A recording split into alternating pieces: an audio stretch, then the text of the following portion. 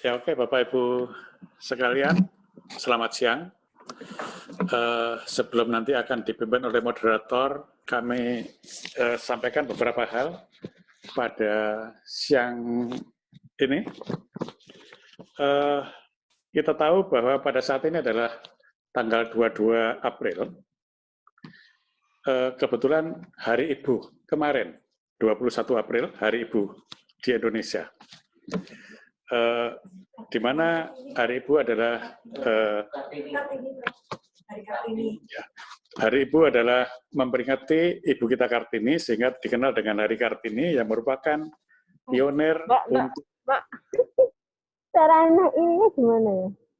Ya, sehingga merupakan pionir para ibu di Indonesia, dan beliau adalah pejuang emansipasi wanita. Kebetulan pada pagi siang hari ini, PAMKI webinar sesi kedua, kita akan mempresentasikan 4 strong women dari Indonesia yang semuanya adalah anggota PAMKI. Dan untuk itu kami mengundang 4 pembicara, 3 pembicara dan seorang moderator, semua adalah strong women dari PAMKI. Dr. Lely, Dr. Ririn, Dr. Juliet dari Belanda, dan Dr. Anis sebagai moderator pada sesi tersebut.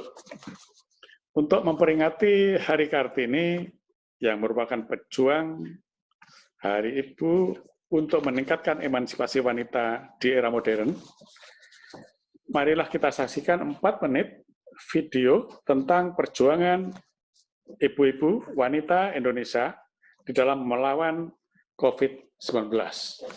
Kami saksikan selama 4 menit perjuangan para ibu-ibu yang di rumah sakit untuk melawan COVID-19.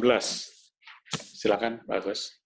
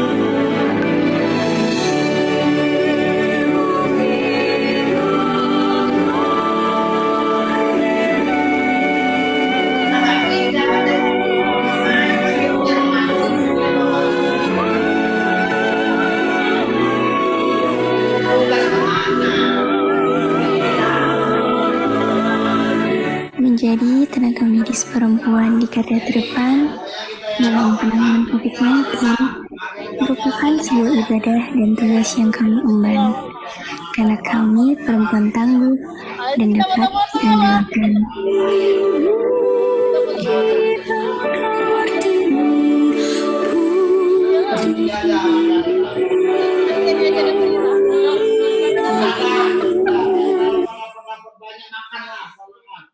Ya, baiklah. Mudah-mudahan pada siang hari ini kita akan berdiskusi dengan 4 strong women from Indonesia. Untuk itu kepada yang terhormat Dr. Anis, kami persilakan untuk memimpin acara ini sampai selesai. Terima kasih. Ya, salam dari Surabaya. Wassalamualaikum warahmatullahi wabarakatuh. Terima kasih banyak Prof. Kuntaman atas pembukaannya yang cukup mengharukan.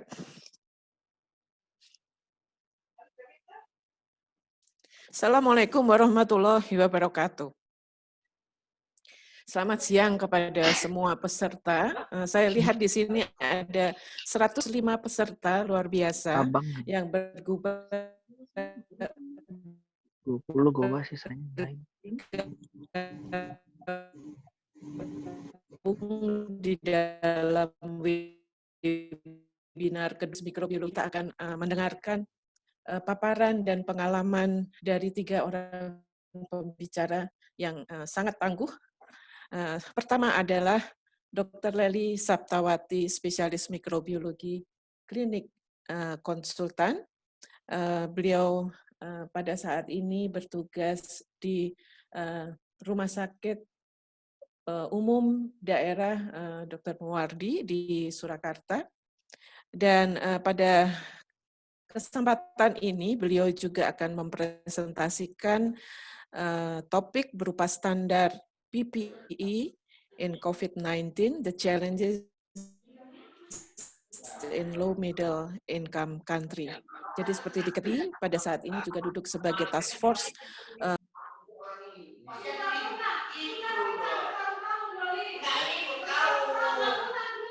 pada seluruh peserta untuk bisa membuat posisi mute pada komputernya. Kemudian pembicara kedua adalah Dr. Cahyarini SPMK konsultan.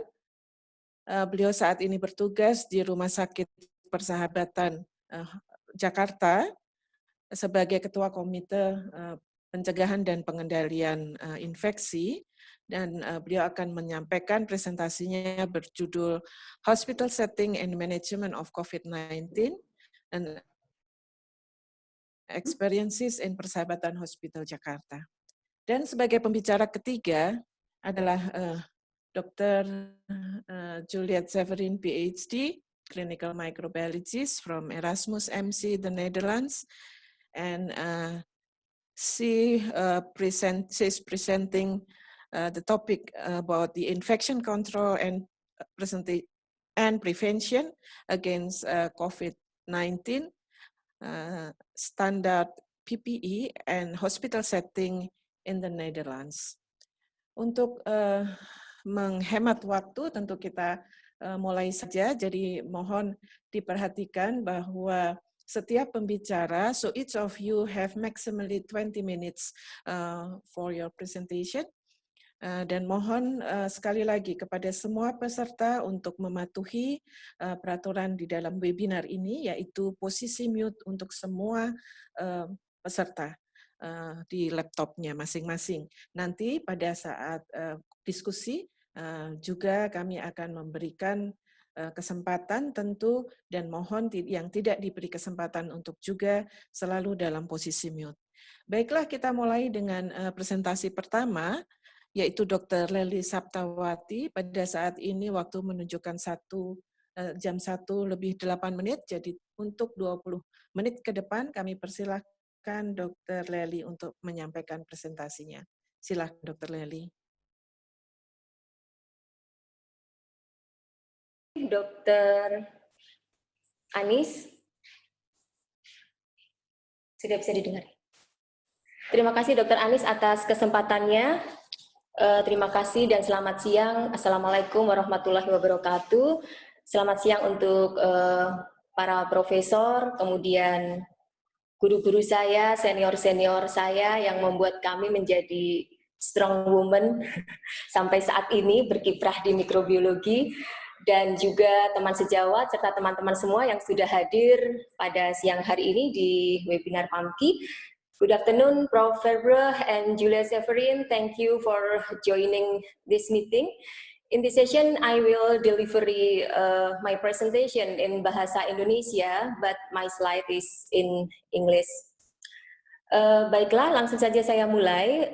Kali ini saya diberi kesempatan dan kepercayaan untuk mempresentasikan topik tentang alat perlindungan diri pada COVID-19 dan dikaitkan dengan tantangannya pada keterbatasan ketersediaan APD. Bisa minta tolong slideshow-nya, Mas?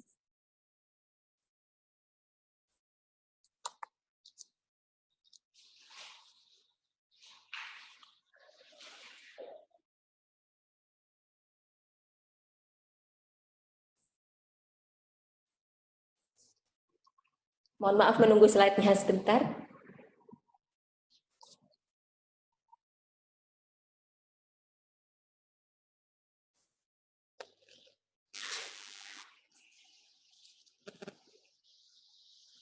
Ya, berikut adalah topik yang akan saya bawakan, yaitu tentang APD standar pada COVID-19.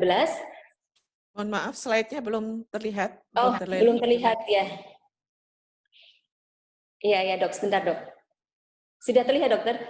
Belum?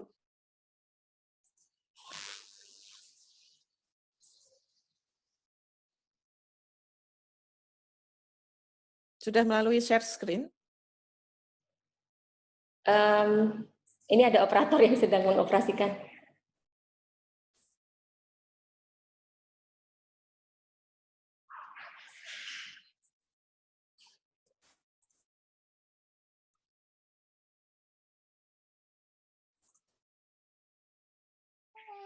Baik. Mohon di slideshow.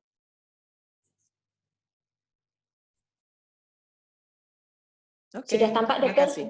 Ya, iya, ya, mohon maaf atas kendala teknisnya. Jadi ini topik yang akan kami bawakan yaitu standar APD pada COVID-19 dan tantangannya dalam keterbatasan penyediaan APD. Slide. Nah, materi yang akan saya bawakan ini saya ambil dari guidance yang dikeluarkan oleh Kementerian Kesehatan, yaitu petunjuk teknis alat perlindungan diri dalam menghadapi wabah COVID-19 yang dikeluarkan pada bulan Maret 2020 kemarin. Slide.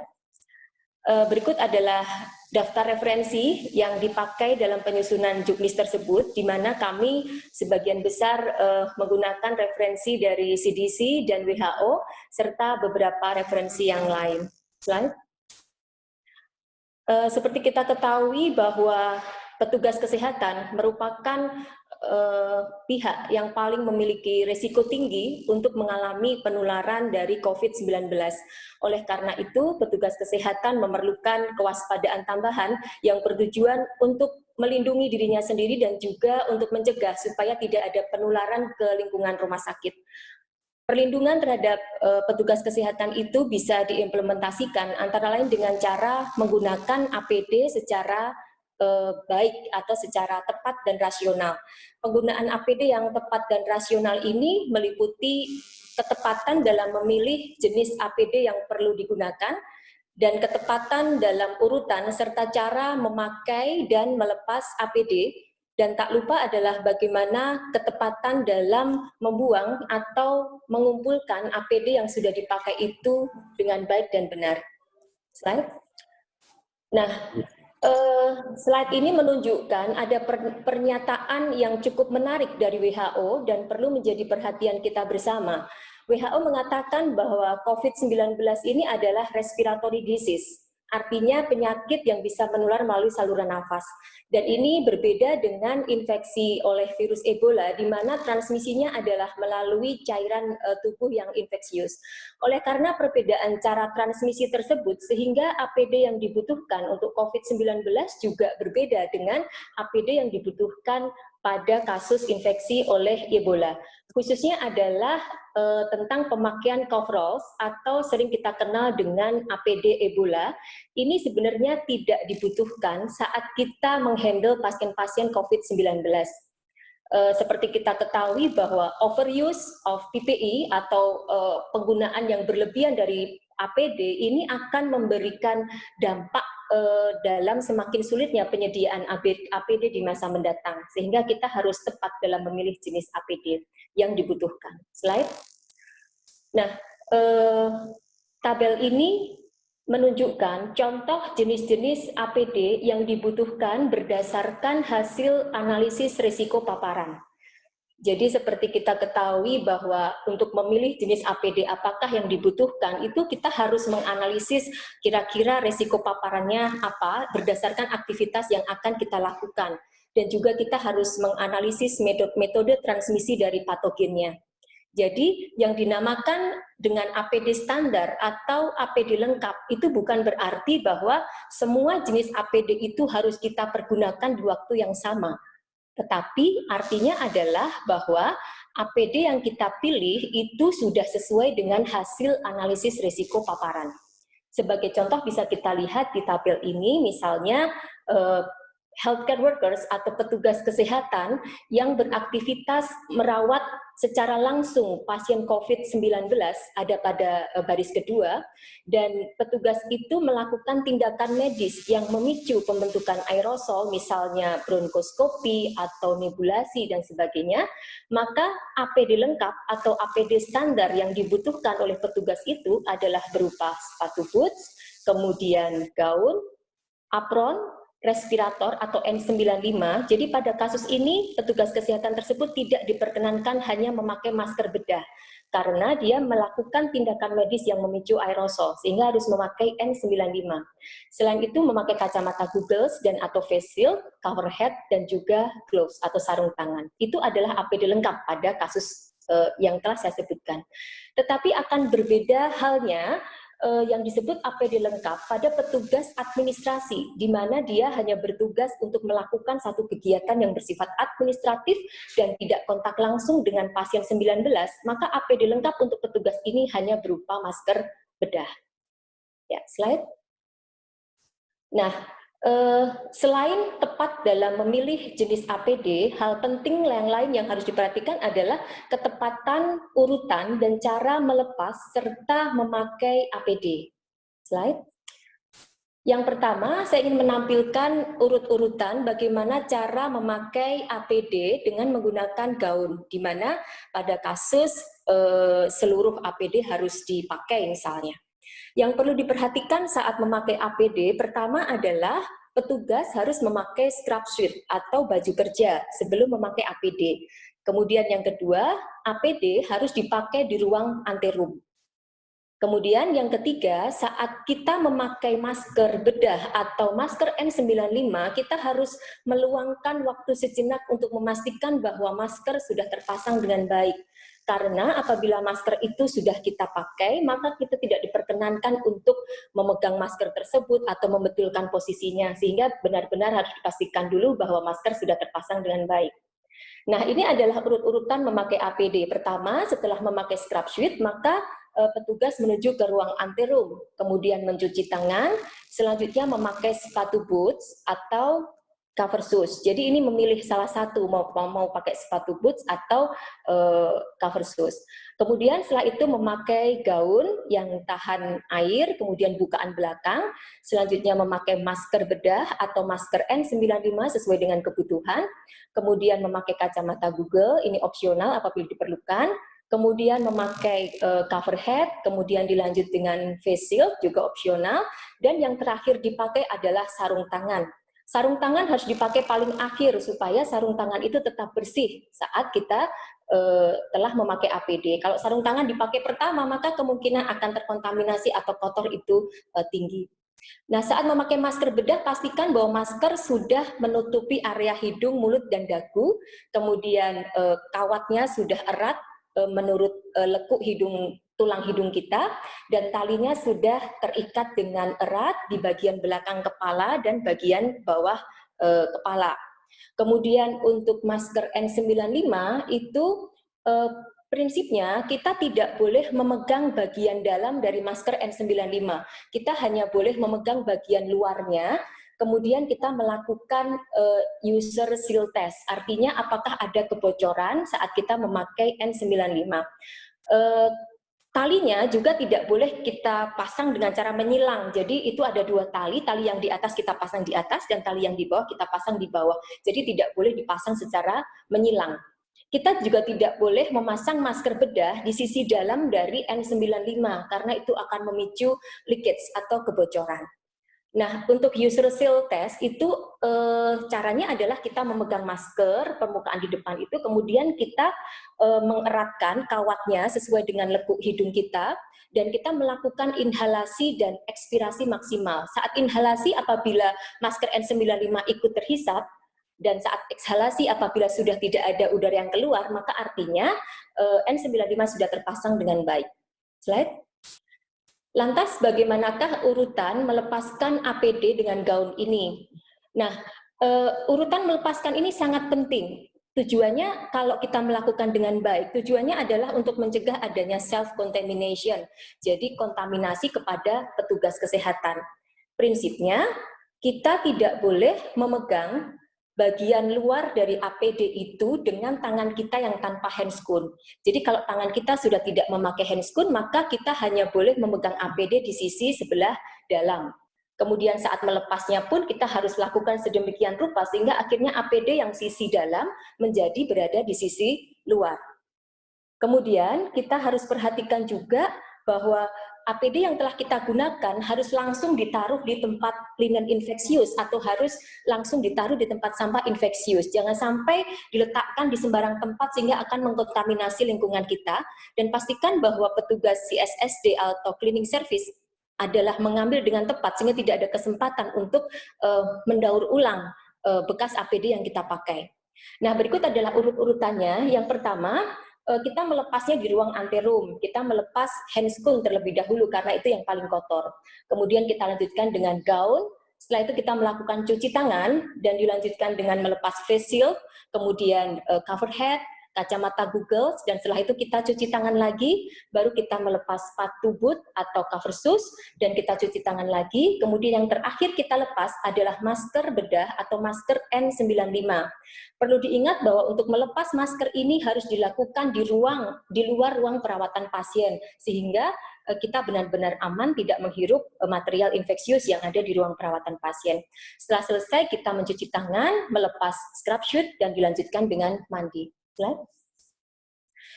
Nah, slide berikut ini menunjukkan bahwa pada kondisi-kondisi yang krisis, di mana kita ketahui saat ini bahwa hampir di seluruh dunia ini sudah mulai mengalami kesulitan dalam penyediaan APD, bahkan di Amerika Serikat pun, negara yang sudah maju juga mengalami krisis APD, maka apa yang bisa kita lakukan? Nah, tabel ini menunjukkan alternatif APD apabila ada krisis ketersediaan APD.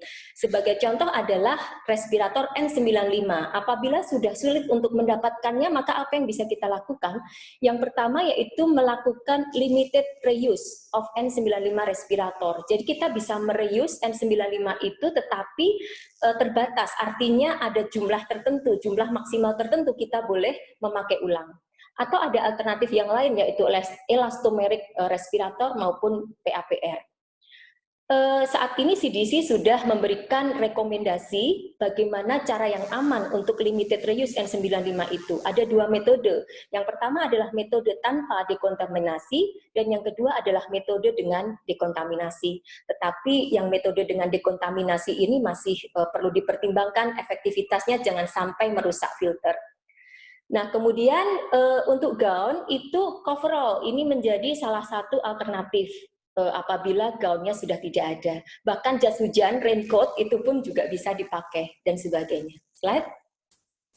Nah, berikut ini saya tampilkan urut-urutan apabila kita ingin mengenakan APD dengan coverall. Sebenarnya prinsipnya sama saat kita memakai gaun.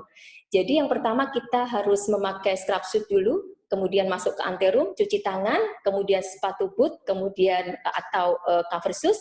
Kita lalu memakai coverall, tetapi hoodnya tetap kita letakkan di pundak, jangan dipasang terlebih dahulu. Baru kita memakai masker bedah atau masker N95 sesuai kebutuhan, kemudian kita memakai kacamata Google, kemudian head cap, dan baru setelah itu kita memasang hood di kepala, dan baru kita memasang yang terakhir adalah face shield, dan maaf, yang terakhir adalah kita memasang sarung tangan. Ya, slide. Nah, ini adalah urut-urutan cara melepasnya. Jadi kita pertama melepaskan hoodnya dulu, kemudian kita melepas sarung tangan dengan cara yang benar sehingga sisi bagian dalam terletak di luar dan satu sarung tangan tersimpan ke dalam satu sarung tangan yang lain. Kemudian baru kita melepaskan coverall dan sepatunya, kemudian cuci tangan, face shield dilanjutkan dengan cover head, kacamata Google, kemudian masker yang dilakukan pelepasannya di luar ruang perawatan pasien, cuci tangan kembali, kemudian ganti baju kerja, dan dilanjutkan dengan mandi. Jadi jangan sampai lupa bahwa kita harus mencuci tangan setiap sebelum dan sesudah memasang APD. Slide. Nah, ini adalah rekomendasi dari WHO untuk masyarakat luas, di mana disarankan masyarakat itu selalu memakai masker kain apabila terpaksa keluar rumah. Tetapi masker ini tidak direkomendasikan untuk anak kurang dari 2 tahun maupun untuk orang-orang yang mempunyai gangguan pernafasan atau komorbid yang lain. Nah, tujuan dari memakai masker kain ini adalah supaya bisa menurunkan atau mengerem laju penyebaran infeksi COVID-19 ini di komunitas, terutama apabila seseorang itu tidak tahu apakah dia terinfeksi virus atau tidak dan dia tidak menimbulkan gejala. Hal ini memakai masker kain sangat bermanfaat. Tetapi tidak direkomendasikan memakai masker bedah atau masker N95 untuk masyarakat, karena dua jenis masker itu sangat direstriksi untuk petugas kesehatan yang lebih membutuhkan. Yang penting lagi pada saat memakai masker kain, maka kita tidak boleh menyentuh mata, hidung maupun mulut saat melepasnya. Dan jangan lupa kita melakukan cuci tangan segera setelah kita melepas masker kain kita. Baik, slide. Nah, ini adalah akhir dari presentasi saya. Jadi pertama, penentuan jenis APD yang perlu dipakai ini adalah berdasarkan hasil analisis risiko paparan. Jadi tidak semua situasi membutuhkan jenis APD yang sama. Kemudian hal penting yang perlu diingat adalah urutan dan cara memakai yang benar serta melepas APD. Ini sangat penting untuk mencegah adanya self-contamination dan untuk menjamin keselamatan petugas. Pada masa krisis, maka petugas kesehatan dapat menggunakan APD alternatif berdasarkan guideline yang sudah ditetapkan, dan masyarakat di komunitas diwajibkan untuk memakai masker kain apabila mereka terpaksa untuk keluar rumah, seperti yang sudah direkomendasikan oleh pemerintah Indonesia pada saat ini. Next slide. Ya, ini slide terakhir. Terima kasih atas perhatiannya. Saya paham bahwa APD ini adalah topik yang cukup berat karena banyak persepsi yang berbeda di luar, tetapi nanti di sini banyak pakarnya sehingga diharapkan saat diskusi akan bisa lebih tercerahkan APD apa yang harus kita pakai untuk COVID-19 ini demi keamanan bersama. Hal-hal yang belum saya cantumkan di sini mungkin nanti bisa kita diskusikan bersama saat sesi diskusi. Begitu Dr. Anis dari saya, mohon maaf apabila ada kesalahan. Kami serahkan ke Dr. Anis. Assalamualaikum warahmatullahi wabarakatuh. Waalaikumsalam warahmatullahi wabarakatuh. Terima kasih banyak Dr. Lely yang sudah menyampaikan presentasinya tepat waktu selama 20 menit. Bagi teman-teman yang memiliki pertanyaan, pasti banyak, mohon disimpan dan dicatat terlebih dahulu untuk diskusi nanti. Baik, selanjutnya kita akan mendengarkan paparan dari Dr. Cahyarini SPMK Konsultan dengan topik mengenai pengalaman praktek dari PPI ini di Rumah Sakit Persahabatan Jakarta. Silahkan Dr.